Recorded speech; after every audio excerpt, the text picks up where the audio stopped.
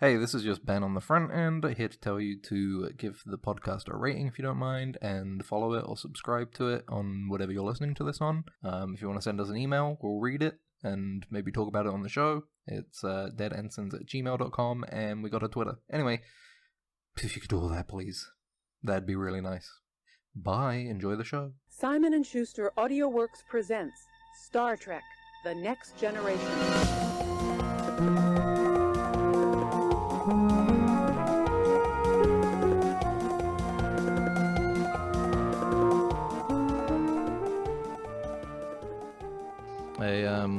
I went to the doctor. Yeah.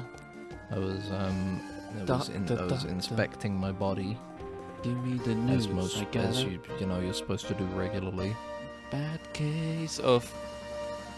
Yeah. What I go was down and I check my my nether regions. Mm-hmm. Well, for lack of a better word, let's just say I grope them a bit. Yeah. And I'm like, these feel like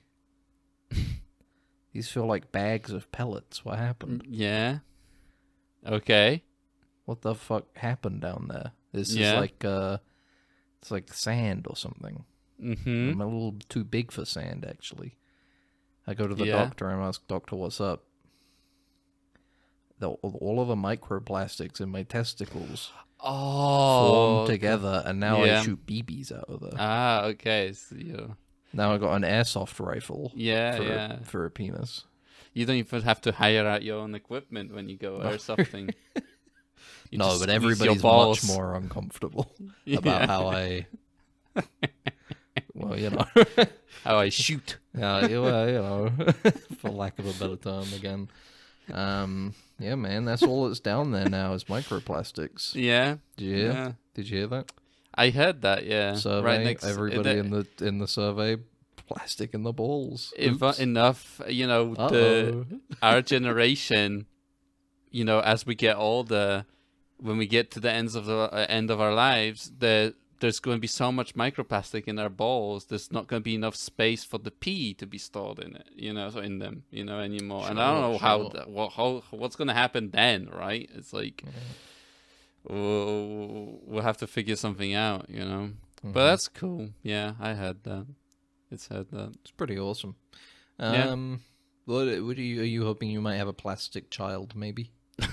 Like that's a possibility. Like we mentioned 100 million times, referenced the Crimes of the Future. No. I mean a plastic child. You'll end up having one of those plastic kids' toy babies. Yeah, but it grows up into like a Ken or a Barbie. Yeah. Would you accept them or? Prejudice. Yeah, I would accept them. I don't think the world would be ready for him. No, I wouldn't be ready. I would be prejudiced. Okay. Yeah, I'm planning to be. I would love my baby, and I would defend it with all my life. Why bother? Why bother? What about them are you like? Yeah, I'd defend them. It's because life is life, I guess. It's plastic, bro. Well, it's the carbon-based life. Duck next, technically, it's still carbon-based life, because plastic is carbon, long carbon chains, Mm-hmm. So technically, when you think about it, we're very much the same, Just you're saying. Hold on. Okay, so let me get this straight. This insane guy is saying I've got more in common with a rubber duck than I do.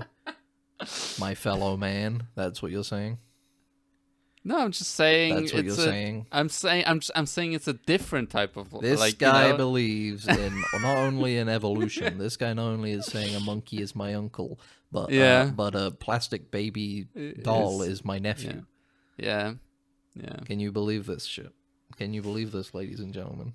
Yeah, maybe the word. Maybe people you're right. You disgust me. Maybe you're right. I'm just gonna I'm just gonna take the baby. I'm gonna put in those grinders that they make. Entire YouTube videos of channels about where people just throw things into a grinder and you can see it. Yeah, I'll just throw it in there. I'm recycling the thing. I'm making a vinyl record. No, I don't really believe in recycling because it's like a scam, you know. I'll melt that shit That's down. Put technically King Crimson on. Recycling how has cool would caused that the abomination of the baby to be born because it was an Yeah. excuse for the plastic companies to, you know, be able to use plastic in general. So it is like it's a god punishing me. Actually, humanity is this birth of this Antichrist, I guess. Right? That's what it would be. Plastic Like, Christ. Plastic Christ. Yeah.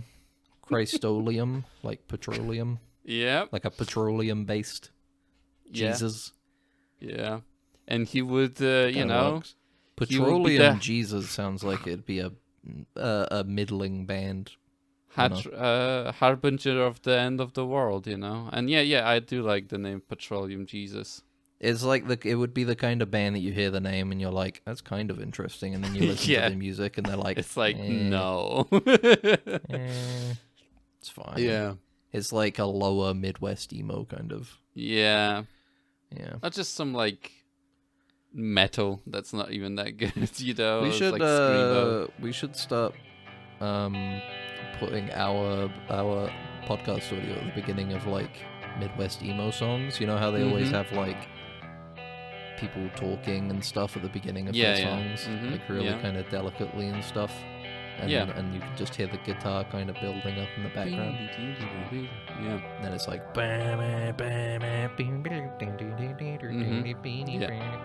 we should do that with us. We're like this could be the intro of Yeah. a Midwest emo song. Yeah. Okay.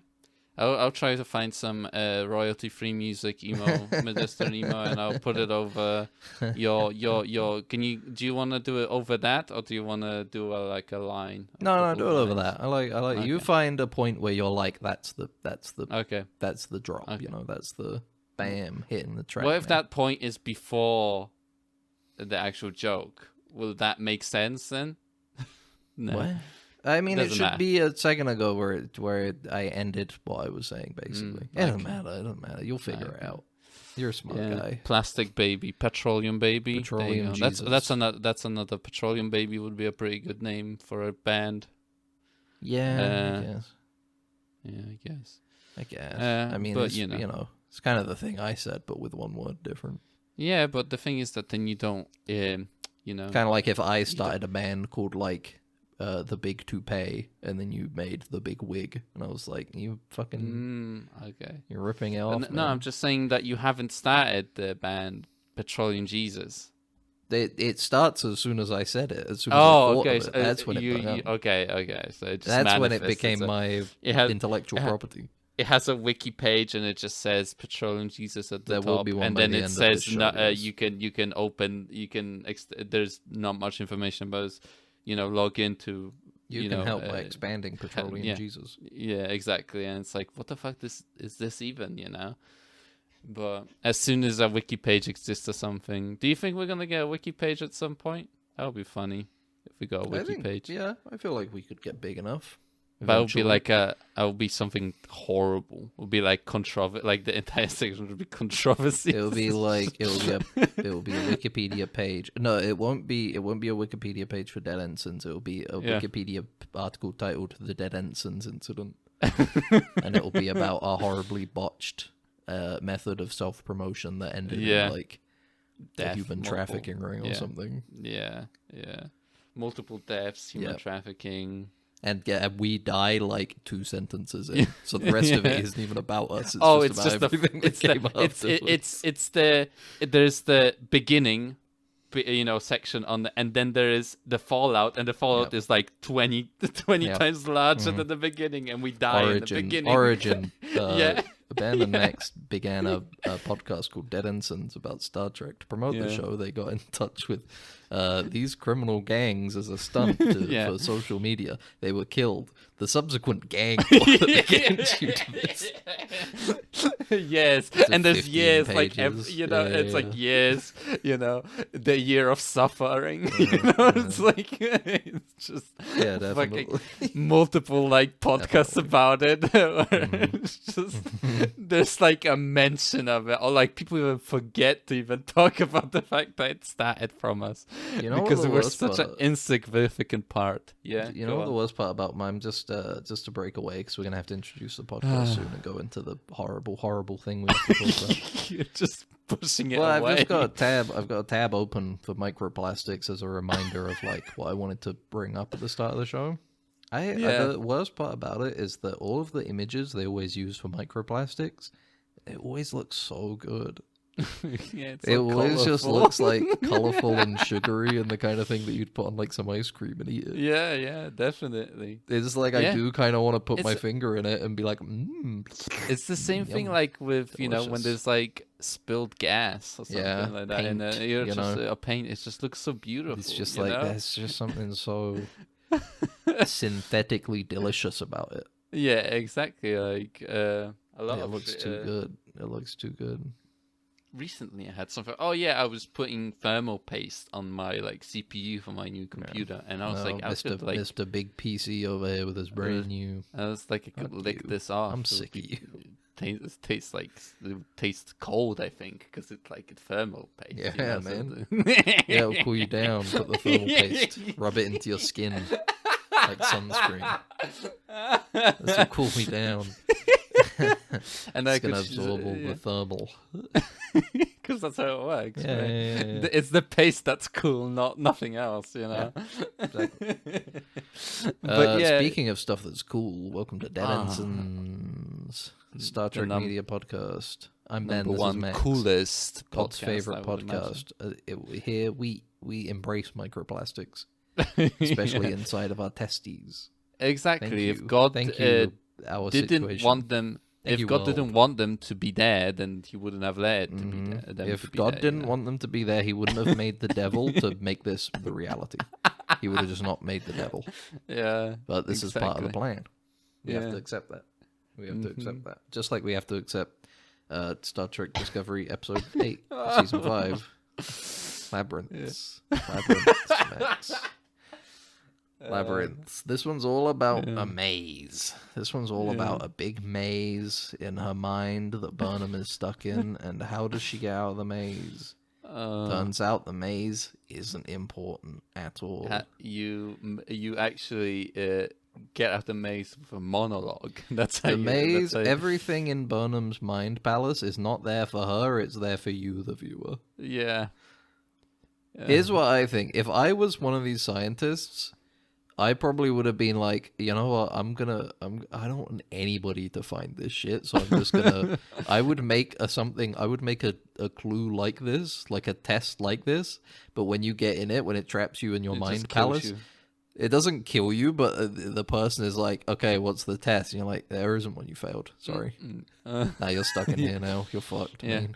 Come on. Exactly. You're done.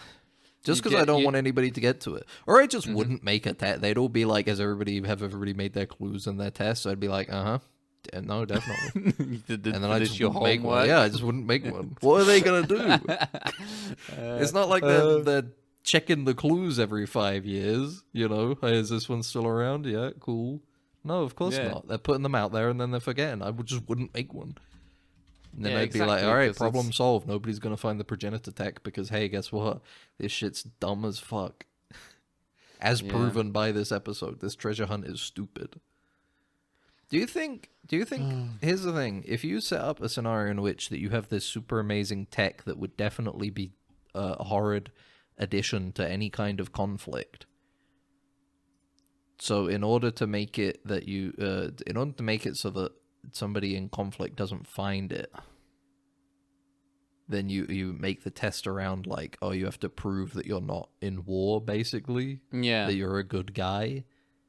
I feel like the only reason anybody would ever want this tech is if there were at least some conflict, right? Nobody would be looking for this shit if they lived in the perfect peaceful society, because they'd be like, everything's peaceful. I guess it's like, it's implying the fact that it's like, the next person that, because they say it every, like, one of them, the scientists were kind of like, you need to like protect it. That's like why you need to like find it to protect it, you know. But at the same time, I was like, you might as well just like fucking destroy that shit if you're gonna be like, it's not used. It hasn't been used. Yeah, like, exactly. It hasn't been used in fucking hundreds and thousands of years. Also, it's just like there's so this episode in particular proves something, where it's like these scientists, they had a lot of hubris doing this. It's like these 5 guys are going, we can probably make a test difficult and philosophical enough that no evil person could make their way through it. We're scientists. We can do that. We're smart. Evidently, they are. Definitely. In the logic of the show, yes, they were that smart. And in reality, this is dumb as fuck. Yes. And the thing is that, like, the situation that's happening right now is, like, they're literally being followed by an evil, like, people. People, bro, you know? It's like... started on the evil Breen. This is like, oh man, this episode pissed me off. You can, as if they didn't make the Breen bad enough. This episode was like, oh no, not only are they super evil, but they're also just like completely stupid. Yeah, it's like they're also just morons. Yeah, they you know, it's, you can make a test to test that particular person. Yeah, but it's like you can't, like, oh yeah, they just gotta like walk out of the whatever, they find the progenitor stuff, they walk out and the guy beans them on the back of their head, you know, and just grabs it. It's like, what, like, I don't get it, you know. So the test should include an aspect of the test where you need to check if this person is powerful enough, basically, to hold this technology. I think that's almost, here's the thing, that's almost what this episode was supposed to be, I think, because it's like this seemed like the only one that was like really kind of endangering, I guess, you know. Yeah. But even then, it's like the way it's presented and worded is like, I don't think this would stop anybody who's like actually just evil. This is the eugenics, not eugenics, what's it called? Yeah, eugenics, like machine, you know, because it just measured, you know, Burnham's head and went like, oh, you're not actually, you know, I've scanned your brain and I have found you're good in relation to the person that made this test. Exactly, you know, it's therefore, like, it's you get the exactly. This scientist basically said this is what makes a good person. You know what I mean? Like, she had a checklist of things. A good and to jump ahead, a good person is somebody who can get over their imposter syndrome. Yeah, exactly. And that's like, all Burnham does at the end of this episode. But let's go through it. Let's go through it. Should we go through it? I feel like Liam Neeson passed this test. You would be like, yeah, Liam Neeson would pass this test. We need to protect the progenitor's technology. I mean, we'll get to it, like, but the only shit that you need to pass this test is like the bare minimum introspection. Yeah, bare minimum. It's like, man, evil people can be introspective. They can be. They can actually. Like, they can be very. They could be actually really. It could be a really bad thing where they actually believe that they're doing good. You know, like that's the issue. Like, a lot of the times is that people. A lot of the times, like, people will trick themselves into. Oh, give me a second. I'm getting up. Someone's off my front door. Okay. While you're gone, I'm going to recap the episode a bit, okay? I'm going to try to do it as quickly as possible. All right. The next clue is in a big library that flies around space every 50 years. The Star Trek Discovery goes there. The Starfleet Discovery ship goes there, docks. Hey, can you let us into this big plasma storm that you're hiding in? The person is like, of course we can. Let me give you the special coordinate path that you need to get to this place without dying. Burnham, they get it. They fly through. They nearly die, but they get through. They board the library. They're like, hey, can you show us this thing we're looking for? Yeah, of course. You're literally the only person that's ever asked for this book. Also, speaking of book, hey, while you're here, we have some relic from your race that's here, and you guys got all fucked up and extincted, you know. I'm back. I've just been recapping the episode a little bit. Nice. While what have I missed? I don't remember. Can you recap it for me now? Yeah, sure. I've gotten up to Burnham and Book aboard the library. La biblioteca or whatever. Burnham gets given the book from the Betazoid or whatever. Book, on the other hand, gets to see the special relic of his people that have been extincted. Yeah. In the meantime, Moll is on the Breen ship, and oh boy, are they mean. Yeah. And they're going to a library too. Now, while they're there, Burnham is like, okay, by the way, I'm going to check out this book. Librarian woman, could you please, if you see the Breen coming, could you tell them that you're closed today for training? Yeah. And the librarian lady is like, oh, no, we don't take part in any war or anything. And also the Breen... we don't take sides. We don't take sides. Also, the Breen contribute a lot of stuff to the library. So it's like, we're not going to turn them away. That immediately sets up a little flag in your mind where it's like, the Breen have an inn here. We'll hold on to that for later. Put a pin in that. Yeah. We'll circle back to this point. Yeah, I also, Yeah. Anyway, Burnham finds a little plate inside of the book and presses it immediately without thinking and then collapses. Book returns and is like, what happened to Burnham? And the librarian is like, I don't know. I've never seen anything like this before. They call in Hugh. They call in Raina. They're looking after her. Turns out she is now in a mind palace. The test, your mind palace. What do you have to do? Shrug. I don't know. There's a special program version of Book there, and he's like, hello, I'm not Book, I just look like him because we were probably going to have a guest star for this, but then they dipped out, so we're going to use Book. I also thought that it's like, oh, it's good. The library said because they didn't want to make another set, basically, for this. There's that. I feel like the program was one where it's like, that didn't really need to be Book, I guess. It triggered some sort of introspection, which we'll get back to later.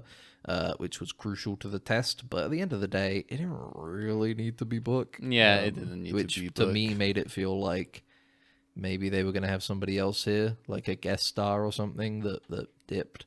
Or they were just like, we don't fucking care, just make it Book. Yeah. Fuck it, who cares? It's Spock. It's the fucking Spock. Yeah. Bring Leonard CGI Leonard Nimoy. It's literally like the model from the game. Yeah, from Star Trek Resurgence. Yeah. Yeah, no, it's literally that guy, that model and that voice. Really badly positioned into the scene. Yeah. Like he's in the chair, but he's in front of the chair where he's the armchair clipping into the table a bit. His arm goes through it as he stands up. They are literally using a VR rig for animation. It's mocap, dude. It's somebody in a mocap suit that they've edited in. Anyway, Breen turn up. They're like, the evil head Breen guy is like, let us in or we'll blow you up. The librarian goes, oh, what the hell, the Breen? But don't you guys contribute to this library? And then he's like, I don't care, I'm gonna fucking blow you up. I'm gonna kill everybody if you don't let me in. And then she's like, well, sorry, you're not coming in. Goes away. The Breen guy just goes calculate a path to the thing where that communication was coming from, despite the fact that Burnham had to follow some super hyper specific route that could lead in death. The Breen guy is like, work it out, and then they do immediately. I told you, it's their ship is just so huge and so good. It's just so big and so cool and so awesome. It's so cool, so big, and the Federation basically is a bunch of bitches, compared to them, So the Breen have a way through, which, by the way, I forgot to mention this earlier. It's a good thing that when the burn happened, it didn't seem to affect this traveling space library. Oh yeah, exactly. Maybe they have a different sort of propellant. I guess they don't use maybe dilithium. They don't use dilithium. Maybe they use boy, books. I bet they were fucking. They just burn the books in the incinerator. All the copies they have, all the doubles. I bet they were fucking wiping the sweat from their forehead when the burn happened. They're like, oh, there you go. It was a good thing. See, I told you. We needed to keep on petroleum. It's a good thing we didn't switch to that dilithium engine. Yeah, that's just good. That nebula is just a big smog cloud from the engine of the fucking library. So, don't worry about it. Don't worry about the burn.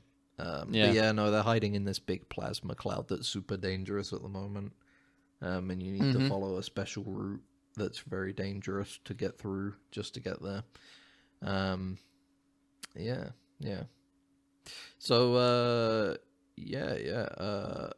where was I? Sorry, I was getting into the thing. We go into the Breen find their way labyrinth. through. Burnham is trying to solve the puzzle. She thinks, oh, it's a maze. I'm supposed to act. It's not a hit. The clue isn't hidden in the book somewhere. It's a maze. I need to find my way to the center. And I love this. She's like, oh, how do I solve a big maze? I need some way to track my progress. And program book in her mind gives her a bucket of sand. First of all, it's like, one, why don't you just dump books on the ground? Right yeah, there. you could just pull them off the shelves or something. Second, when we cut back to this scene later, she has a map. Yeah, she has a map of the and she's still using the bucket of sand. And it's like... I don't want to be rude, but I do genuinely think the people writing this show might be stupid. I'm telling you, it's the thing with like the day shift, night shift, you know? Day shift comes in, he writes the 2 sentences of the script, and then, you know, the night shift is like, what the fuck? I don't know, they have a map. And then it gets handed off to the director, and he's like, they have a map and a bucket of sand? I don't fucking care. I guess we'll do, should we do both? Yeah. Can we get a rewrite on the script? No. Oh. Yeah. Okay. So Burnham finds her way to the center. Well, no, that's not it. She's just standing there.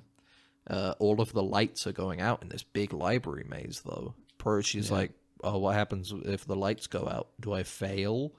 Book is like, program book is like, yep, you fail if they go out. And she's like, damn, you know, I'm not afraid of death, but I am afraid of failure. You know, actually, sometimes I get really bad anxiety because I think I'm not good enough to be captain of a big starship. Can you believe that? And the program is like, the great Burnham is afraid of something. I'm afraid of failing again. I'm afraid of failing people. I don't want to fail. I'm afraid that I failed Book by not... By not continuing our relationship when he tried to blow up everybody and everything. I'm afraid that if I don't solve this mission, then everybody's gonna die because of the Breen thing. I'm really afraid that will happen. You know what? I'm really coming to terms and internalizing the fact that I'm afraid of failure, and that it's okay to be afraid of failure. And then program book is like, yes, well done. Damn it. You did it. You passed the test. And the thing is that this is like a huge monologue. It's like, It's a lot. It's like this is supposed to be like Burnham's big scene this season. Yeah. Of like, everybody, look how how we're telling you what's wrong with Burnham instead of showing it in any way. Because I feel like they're trying to, just every single kind of, captain had like a pretty big like monologue or performance of sort, like, I mean, she's had a couple. She's had a couple. But this is her send-off. But this is like a monologue. This is supposed to be the roundup of her whole character. Yeah, exactly. That sort of thing. And it's just a therapy session. It's a But she's just going on about like, here's all of my character flaws, and it's like, what great writing, bro. This is cool. Instead of like showing me these flaws coming to life in an interesting way, the character is just saying them because she's being introspective. I love the fact, and then she wins because that was the right thing to do. I hate the idea of like, because there is like that, failure is like fear of failure is like a huge thing that can make you not do certain things or fail basically. Sure. But I hate it because it's like she hasn't really failed much in the show. In fact, even when people say but the decisions she's making are wrong, she says no, they're correct, and then they're correct. And then they're correct. And like it's when Hugh, like when Stamets was gonna go and try and save Hugh, and she was like, "No, you can't. Sorry," and vented him into space. That was the correct option, even though it seemed like a very evil one to make. Yeah, exactly. And it's like we never see that like be shown in the show, and then you're like, there isn't like, oh, she freezes because she can't decide because she's afraid what I'm saying, of making dude. a It's decision. like And this, it's like this none of is that not, shit. This is not an aspect of the character. They're just saying it is. They're just even though saying this it hasn't is. been present in any way, shape, or form. Exactly. It does. It doesn't seem like she's ever been paralyzed by the fear of failure. It seems more like her strength in not wanting to fail. In fact, wasn't there a whole thing like 2 seasons ago about the fucking Kobayashi Maru, the thing that's literally supposed to be like you fail it? Yeah. Wasn't that like a thing that they were trying to slip into her character, and then they were like, "This is stupid." Maybe I don't even remember it resolving in any way. Yeah, but they just reference it around her character and stuff, and it's fucking dumb as hell, dude. And this gets to my point that I was trying to say earlier. It doesn't seem like presenting the idea of any sort of like humbleness is what will get you this. It's literally just bare minimum, and you just have to be able to look inside yourself a bit. You could be like wholeheartedly evil, and you would pass this test. Yeah, you exactly. could literally be like, as long as you look inside yourself and you're going, you know what, I'm sometimes I'm afraid that I can't genocide everybody. Yeah, exactly. Then the program would be like, well, you passed. Thank you very much. You did it. I feel like I'm going to fail to send all these ships. Sometimes I just feel like I'm not enough. I'm just not enough. Them, when I blew up that entire planet of people. And all of the fauna and life that lived on that planet are dead, and they don't exist anywhere else because I made sure they don't exist anywhere else. I rounded them all up on that planet and then blew it up. So when I was doing that, I felt maybe I'm not enough. Maybe someone else should be doing this. And the program version of Hitler that exists in their mind for this test is like, you've passed. It's the most important person. Yeah, that's for them. He's just sitting there. Yeah, you did it. You've passed. You've done it. I just imagine, and it's played by what's it called? The clue. Jojo Rabbit guy. Taika Waititi. Taika Waititi is again. He just has 2 Hitler credits. It on would this be IMDb. so interesting if he got like a weird brain thing that he was just like, I love playing Hitler. Yeah, I know. If anybody ever needs a Hitler, I'll play him in a heartbeat. I'll play him. Yeah, I really want to. I love doing it. There's just something about it. I don't know. I just really like the little uniform they give me and the little mustache. It looked nice. I look nice in it. He said. But yeah, no. Burnham realizes that it's okay to be afraid of failure, and in fact, realizing that you're afraid of failure is important for using the progenitor technology, according to these scientists from 800 years ago. So, they got it. They did it. They got the last piece. They got the coordinates. And they made their way over there. Unfortunately, because the Breen made it through, they also had to the Breen started shooting at the library, and they were going to kill everybody. And they were at least they brought back the fact that Breen do have like an anti-shield technology. Yeah, so I was like, oh, that's cool that they at least had that. Yeah, that was like a side plot that didn't really matter. Too much. It just mattered into the escape, but not into really any major part of the narrative, I think. The Breen guy is like, if you don't give me the coordinates, I'm gonna fucking blow up the library. Yeah, I'm gonna blow up the library. They copy the coordinates, and then they hand it over to him, and then he's like, now I'm going to kill you, Michael Burnham. No, we're gonna blow up the library. That's what they said. First they try and blow up Burnham. One thing at a time, Max. Yes, because they they explode when they jump. Yeah, they do their spore drive jump, but they make it look like they exploded. Yeah.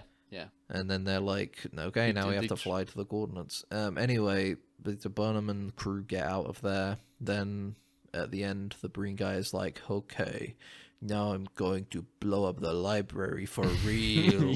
And Maul suddenly, literally probably one of the worst written characters in all of Star Trek. Yeah. But I gotta be honest, this character sucks complete shit. Yeah, it's really bad. This dumb piece of shit decides, you know what, maybe I'm gonna grow a conscience all of a sudden and say, hey, but you said you weren't gonna blow them up because of this Breen pact that didn't exist more than 10 minutes ago. And he's Yeah. like, I don't fucking care I don't what care. you say. I've got the thing. I don't care about breed rules. I'm better than the rules. I'm smart and strong. I make the rules because I'll be emperor soon.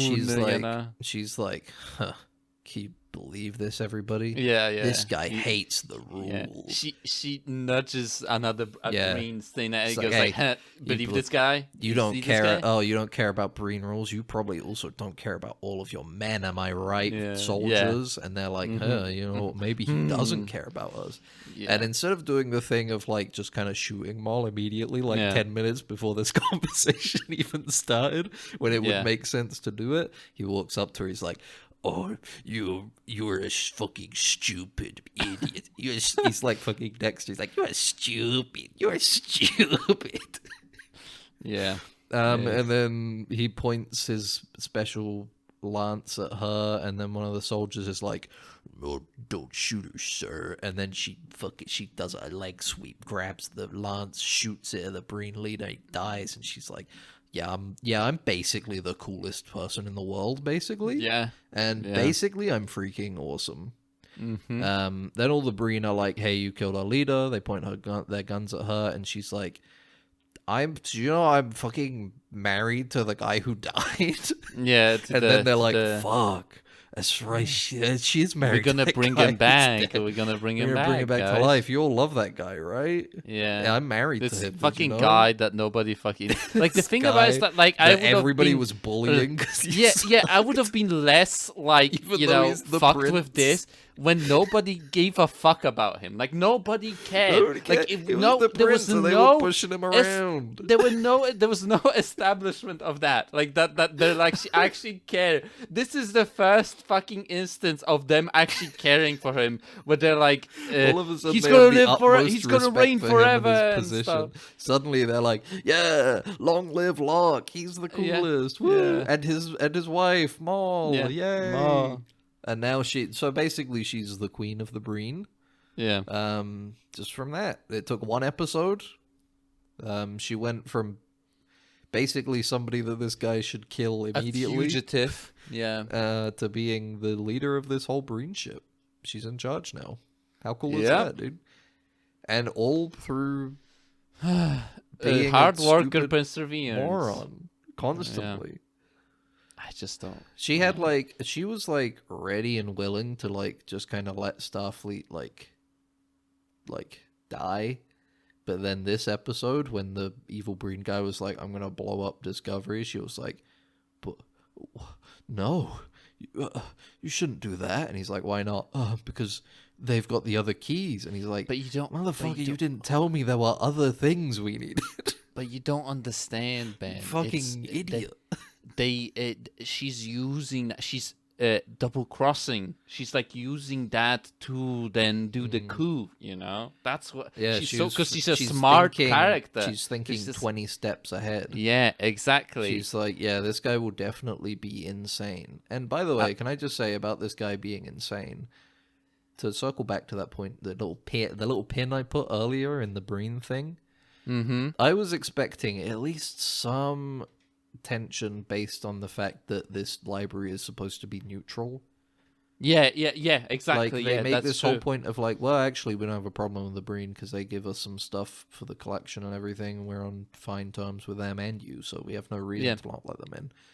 They set it up. It's set up. It's like, oh, there's going to be an issue in which the Breen turns up and he's like, let us in. And they're like, yeah, sure thing. We have no reason to not let you in. And then a conflict begins. Yeah, that would be more interesting thing where they have to like maybe do a bit of diplomacy and stuff like that. But instead, the librarian is like, talking to Burnham or Book or Rain or whoever it was. I can't fucking remember. But she's like, oh, we don't take sides. Wink, wink. Yeah. Nudge, nudge. We're on your side, don't worry. Yeah, nudge, I need nudge, to We're actually with Starfleet, don't worry. Come up with an excuse, basically, to not don't worry, I'll come up with an excuse because I actually like you guys and I don't like them, so it's alright. So I know you guys are the good guys, so don't worry about it. And then she turns up and is like, you can't come in right now. And he's like, I'm going to kill everybody and everyone. And I'm going to kill everybody. And luckily that diverts the problem of them having legitimate reason to be there. Yeah. So instead of it being like, hey, you have no reason to not let us in, we're on good terms. Yeah. The librarian is like, you can't come in, and he's like, you need to let me in or I'll kill you. And then she's like, well, now I'm definitely not gonna let you in. And it's like, Jesus man, what? fucking They Christ. were so close to having to think of something interesting to put in the show. yeah, But luckily, that's they were like, oh, thank God, now we can just have the big ship turn up and start shooting everything. The writer Oh, thank wiping God. the sweat off of his like. Whew. I had to actually Oh my do some like God. thinking, come up with something I was interesting here. really No. worried that we nearly had like an interesting plot point, Yeah. at least vaguely, something that was I not had to, just like- shooting guns and first person around the library getting killed. Yeah, by a book. exactly. I had to Nope. like write like dialogue between Yeah. these Oh characters, my- and no, oh, we it's just really- write a shooting scene here. You know, it's like I was fuck so me. worried that it's like, what is going to be the tension in this episode? Because as I'm a writer, I know that tension is when somebody shoots a gun. And I'm Mhm, like, how yeah. do I put tension in this? And I'm like, oh yeah, I forgot I can make the leader evil, and he wants Yeah. to shoot the gun. And it's beyond course. stupid. I can make but him lead. Not honest- even like the. Even here's the thing. Even if he was like, I'm gonna blow up this library afterwards, he could have still at least like bluffed. Yeah, I He know, could have I just know, been yeah, like, that's no, true, don't yeah. worry, I'm here to drop some stuff off. Why? What's the problem? Yeah. Is there Yeah, a let us- reason you wouldn't let- let me in? yeah, I'm here to drop yeah. off some interesting books that we have Yeah, about Breen I- something or other. I want to fucking see some of the Breen artifacts or something. I'm here you to know? look at my Let me on. Breen stuff. I want to look at the Yeah. Breen stuff. Let me in. Yeah. And instead, he's like, I'm here for a thing. If you don't let me in, I'm going to fucking come there. I'm going to shoot you in the fucking head. Do you have Yeah. Starfleet there? No. If I find Starfleet, I'm literally going to take each one of you, put you against a fucking wall, and fucking shoot you in the fucking head. Yeah. Bitch. I'm gonna turn you inside out. But the Fucking- thing is, I'm going to fucking skin you alive, motherfucker. And that, luckily enough for the writer, that gave enough reason for the librarian to go, it's a good thing I'm with Starfleet. yeah, exactly. Anyway, the Yeah, Breen blew and- up a bit of the library, and then now they're gonna go to the thing, but Maul is in charge. This show sucks, dude. This show is probably one of the worst seasons of a Star Trek series ever. And This another is thing is that really like I genuinely thought that like Rayna is gonna be like more of a character. He's fucking not. No, like they're he not sucks. doing Everything nothing sucks. with him. Like I was kind of thought he might be a bit like when they introduced him, I thought it might have been a cool character, but like they're doing nothing. They're nothing. I was at the very least hopeful that, hey, for maybe for this last season, maybe I'm not gonna be stupid and think that it'll be good. It won't be good. yeah, But maybe they'll at least make something that's still like entertaining. entertaining. Yeah, it's really bad. And I like, feel like 'cause maybe he's- at least they'll try, you know? Like they won't just have the stupidest shit happening constantly.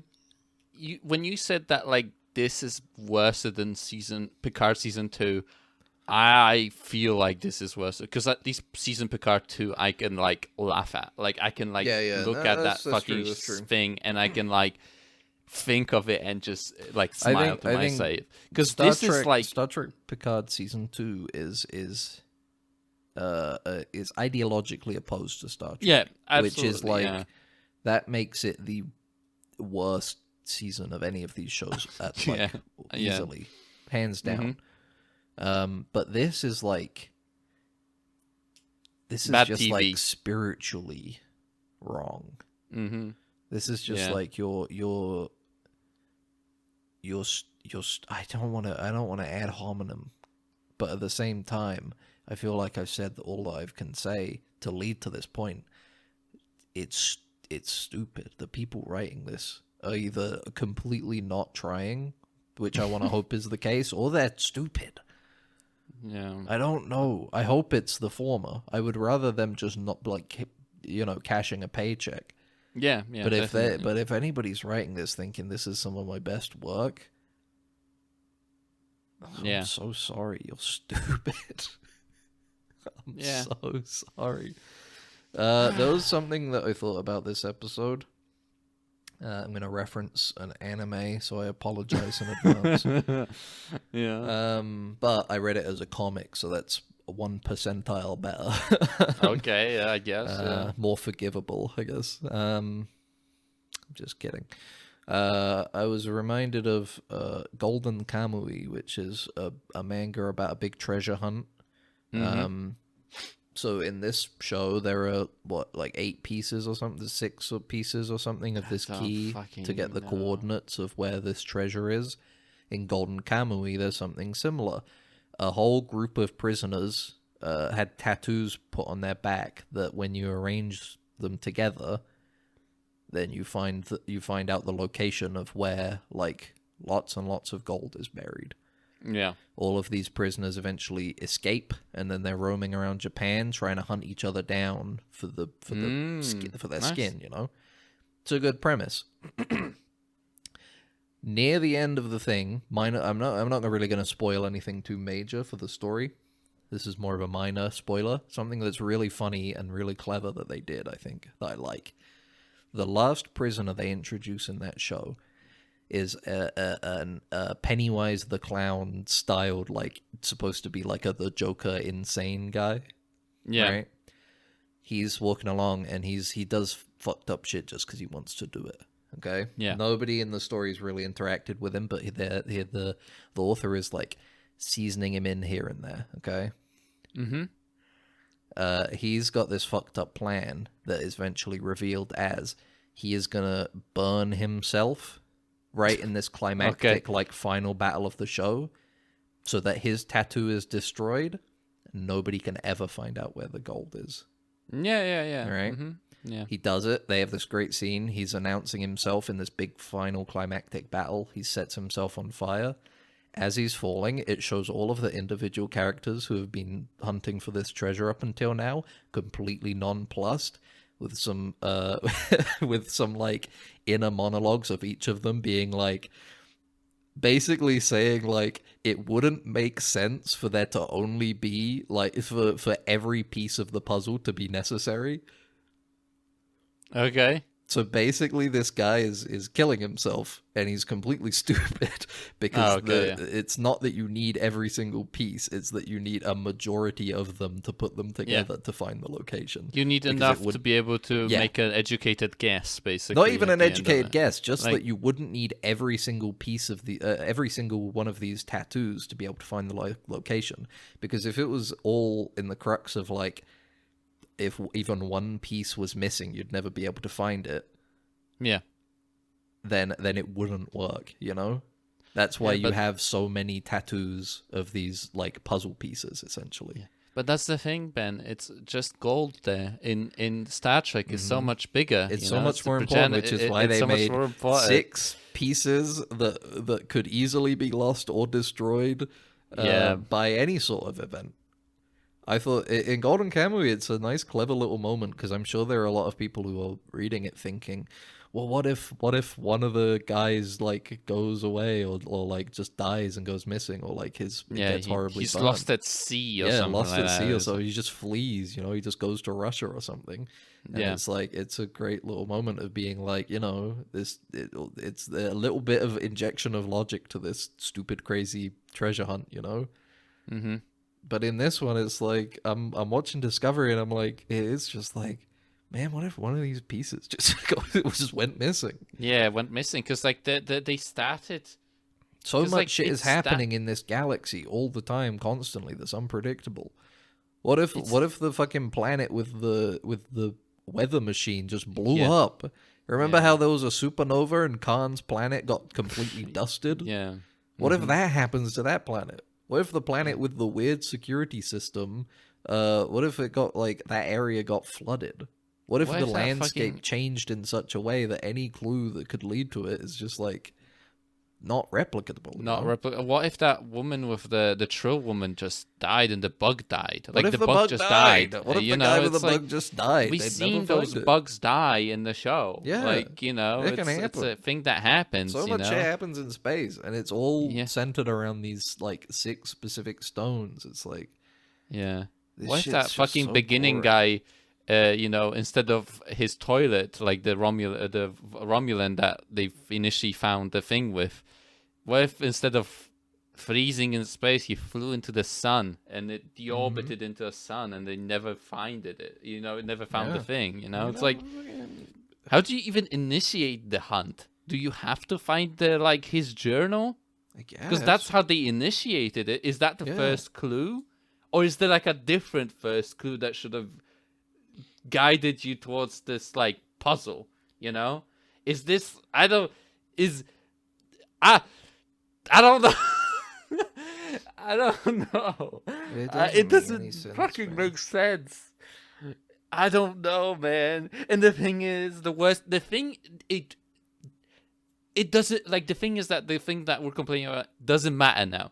Because it doesn't actually matter. But it matters because the actual thing that we're gonna get at the end is gonna suck. Like, if we were actually, like, excited to see what's at the end, maybe we would have been like, oh, never, you know, blah, blah, blah. Excused it a little bit. But we don't really care.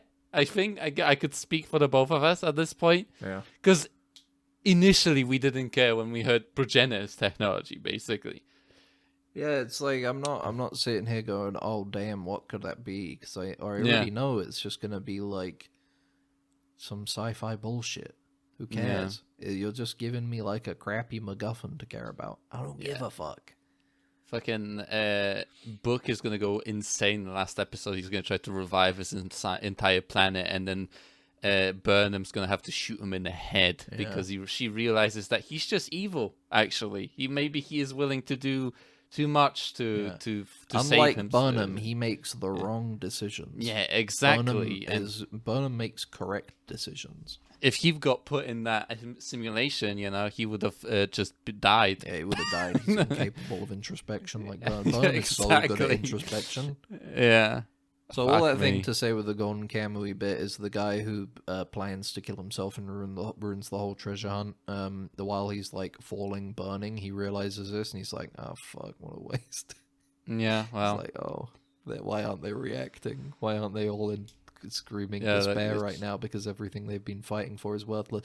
Oh, it's because there's more than one. Right, there's more than one. It would way have to made solve more it. sense And then he dies. for his plan. And then they work. keep fighting. He would have had to hunt down some people and burn them, and then burn himself. That's what he could have done. But he was too preoccupied with himself and selfish, basically, to think that. So because what he am thought I he was trying the to most say? important. Yeah. What am I Like trying to say about this? Read Golden Kamui because it's a very good comic. Just watch Very anything else, honestly. Like, yeah. If you want something with an interesting treasure hunt, read Golden Kamui. It's fun. You learn a little bit about Ainu culture in a pop way. Some of it maybe not super accurate, but some of it's pretty accurate from what I understand. Somewhat. Yeah. Yeah. Well, I mean, the guy that wrote it, he from what I understand, the language is accurate because he consulted regularly with like an Ainu language professor at a university and stuff, and likewise probably gets a lot of information culturally that way as well. So it's a good comic. It's a good comic. Give it a read. Don't watch Star Trek Discovery Season 5, Episode 8. Listen Labyrinth. to us. Listen to this podcast. We'll tell you everything you need not? while you're like playing a video game, like you're playing Final at least Fantasy or this way like you Vampire can, Survivor. Yeah, you can grind in something, or you can play Fallout New Vegas or some shit. Just roam the Mojave, listen to us. Because here's the thing. I'm not going to say, like, anything we do is more important, but honestly, quality-wise, are you really losing out on much listening to me unintentionally burp in camera in mic every now and then? You know? Or the 17th time we make a joke about Neelix's penis. We haven't made that in a while, though. True, so, I know, but it feels like the go-to, you know? Yeah, it is a go-to. It's the OG. Max, come did you from? know TrekMovie.com says, Anthony Pascal says, a taut episode full of action and emotional tension starts the run-up to the finale. No. Yeah, man. I don't know, man. It's gonna be the Borg at the end somehow. Yeah. Their final thoughts, dude. Season 5 of Discovery continues to be a welcome change as it ramps up nicely towards what has been described as a big 2-episode finale. Can't wait for next week's first part, directed by Jonathan Frakes. Oh, maybe something good. Can you even really say whether it's a first part or not if it's like this whole show, each episode leads into the other one anyway? Honestly, yeah, that's like true. it's just gonna have a bit more of a cliffhanger than every other episode. Yeah, it's not like the previous show, like the finale of like TNG season 3 or whatever, when Picard gets like borged or anything like that. It's not like that. Is it season 3? I don't know. But it's like, it's not like that. It's the overarching story is constant. It's episode to episode. There isn't a...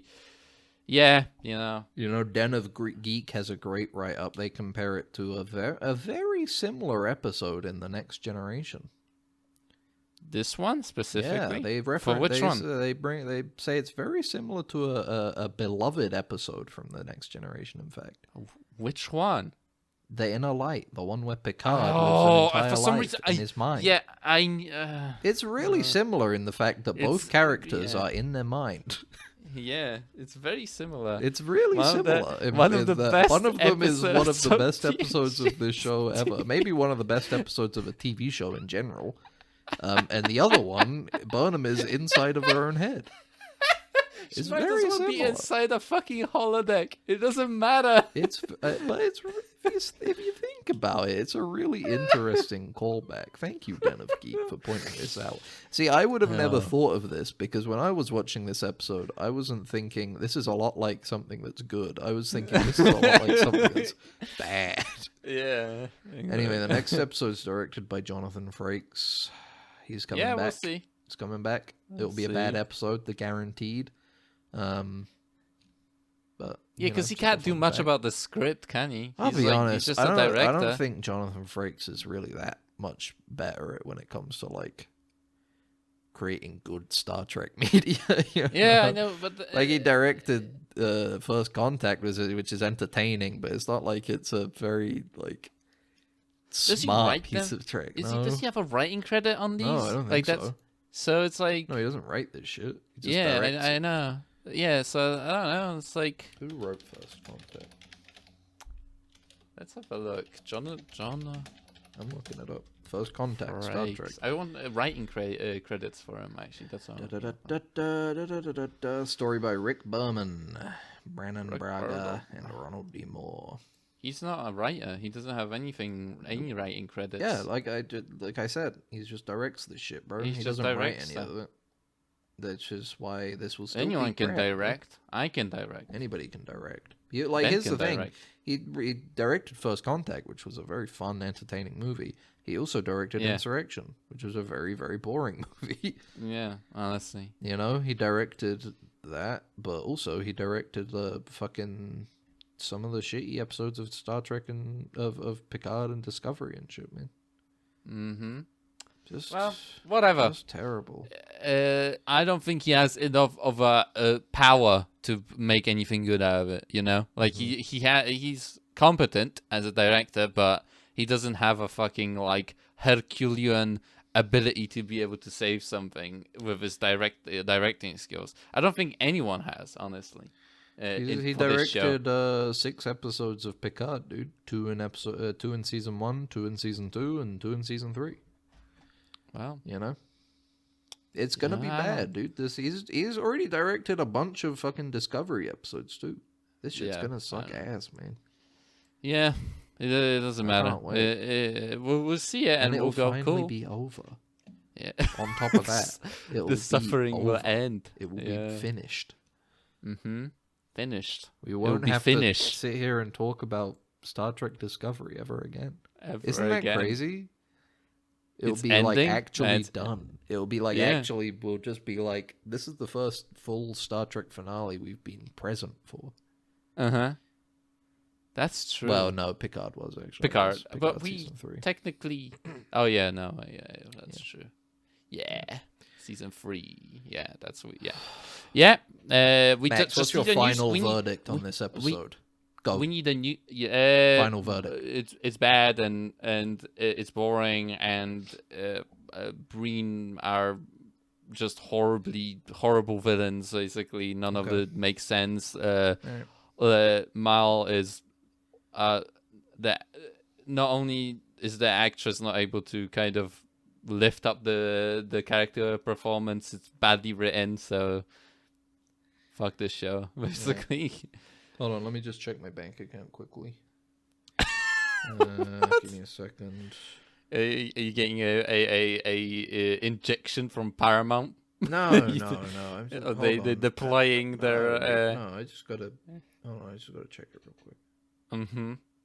$69,420. Anyway, I would say that personally, Labyrinths is a real mind fuck of an episode. If you wanna, see an episode of Star Trek go back to its roots, with like some great sci-fi action as well as some real like mental sort of like puzzles that you need to work out yourself, and some really great exploration of the main characters, then this is the episode you want to jump in on. It's got it all. Skip everything else and just watch this episode. Just get right in on this one. It's what you want. It's what you want. Have you watched anything good? I guess we can end on something that we watched. I watched an Italian movie yesterday called La Chimera. It was pretty good. It was about tomb robbing, not grave robbing. That's so but cool. Like, That's so cool. It's about this guy who goes around with a group of other like tomb robbers. Guys, he's got like a special power where he's got like a divining power where he can like. He's like walking around where there should be a tomb, and he'll be able to sense where they can get into it. Basically, nice. That's cool. It was a good movie. It was a good movie. Yeah, it was a good movie. It was about death and the afterlife. You know, what we leave behind, but also what we take with us. You know, that was a good movie. Does he have sex with the corpses at some point in this movie? No, he does not. No. That's a wasted opportunity right there. It would have been so controversial to put that in there, you know. So brave, actually. But yeah, I watched Air Doll. This is a Japanese film by the guy. Actually, I didn't realize. I checked afterwards because I kind of enjoyed this movie. It's made by the same guy who directed Monster, that movie that you talked about previously on the show. The Japanese movie? Hiraka. Yeah. All right, cool. Koreeda. It was about a sex doll coming to life. A real Pinocchio story. A real Pinocchio sort of. Yeah. And I recommend this movie. It was very out there, I guess, with the concept of the sex doll coming back to life. But at the same time, it gets very hopeful and kind of cheery, but then kind of gets really sad at points. And then it was a good watch. I recommend this movie. And that name of the movie again is Air Doll. And don't watch it with your mom. That's what I can tell you. No. Don't watch it with your family. Not a good family watch. Sex scene. I guess. Yeah, this is awkward. Why do they have to put sex scenes in movies? The guy takes the sleeve out of the sex doll and washes it, and you're kind of like, oh. Well, that's just good hygiene. Yeah, that's honestly. Would you rather he just left it like a? Would that be your preference? No, I would just assume he washed it out. I didn't have to see it. Well, you didn't have to see him wash out some rubber. He's washing out some rubber. It's got semen in it. I'm so childish for not wanting to being uncomfortable having seen that. It is childish. It's just kind of unintended, I would imagine, to be uncomfortable. Fuck up, bro. Another movie that I watched yesterday is called Strawberry Mansion. It is a pretty smallish kind of movie. Another movie I watched yesterday was The Wiggles. Finally a movie I can watch with my parents. No gross, icky stuff. Ew. Yeah. You child. Anyway, tell me about Strawberry Mansion. Quick. It's a real it's a fun movie visually, and you can see it's kind of an indie production, but it's very well executed, and I really recommended the film. So Strawberry Mansion, smallish film, but it's definitely worth seeing. All right. Well, you heard it here first, folks. Those 3 movies are good. Star Trek Discovery wasn't. Thanks for listening. It's for contrast, okay? It's like an aftertaste, you know? It's like after 8, you know? This has been Dead Ensigns, a very Star Trek podcast currently, but not for much longer. Ooh, unless a new series starts, and then we'll be in on the unless new they series. like shadow drop one, you know? Yeah. Unexpected. Just like, bam! Here's the Section 31 show with Michelle Yeoh. Check it out. It's supposed to be a movie, I think. I don't fucking care. My name's Ben. This has been Max. Yes, that's You can find us all over the place on Winamp, on Google Chrome. You can find download them skins for your Winamp player. Skins for your Winamp. We're on Spotify, iTunes, Amazon Music. We're also on YouTube, where you can find us and leave a comment on the episode, and we'll be like, "Wow, what a comment!" Yeah, we'll probably read it because there's nothing being commented on anything. But if you don't want to leave a comment, you can email us deadensigns@gmail.com. Outside of that, please rate, comment, subscribe, follow, yada, yada, yada, yada, yada. You know the fucking drill. Bye. Bye. It's shorted out, sir. We're gonna have to phaser it. Then what are you waiting for? Right away, sir. Faster would be better, Ensign. I can't, sir. We don't want to... That's enough. But, sir... Stand aside, Carlton. I'm going through.